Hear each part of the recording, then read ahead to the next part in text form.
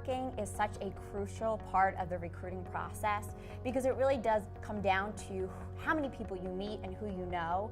The more you can really take the time to get to know somebody and really build those relationships really speaks volumes about the individual. I think corporate presentations can sometimes be so large and overwhelming, and it's the first interaction that I do think it's probably one of the most challenging atmospheres for students. A lot of times you'll have a few attendees that don't have any candidates around them. So if I was a student, I would probably try to get some one-on-one time. And I just think as candidates, be respectful of other candidates' times. You don't want to, be right in front and be asking all the questions, and you're kind of putting on your horse blinders to everyone else that's in the room. Be cognizant of your fellow classmates.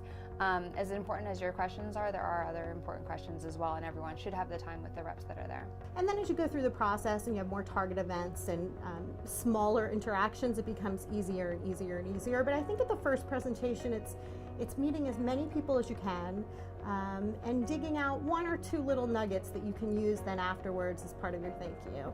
The thank you notes are important, but sending it within an hour of the event at 8 p.m., it's going to get lost in the inbox. So maybe waiting a few hours, maybe waiting till the next morning or afternoon when somebody's actually going to be paying attention without the overkill. You see a lot of students kind of falter in that they're calling nonstop. We do have caller ID.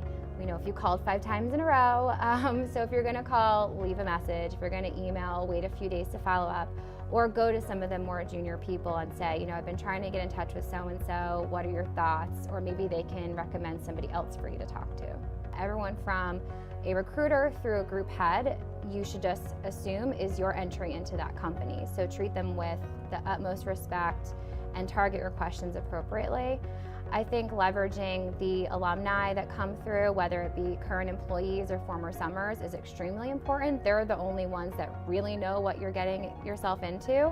And you can maybe even self-select out or select into certain processes based on their feedback. One of the most important things is to utilize that alumni network.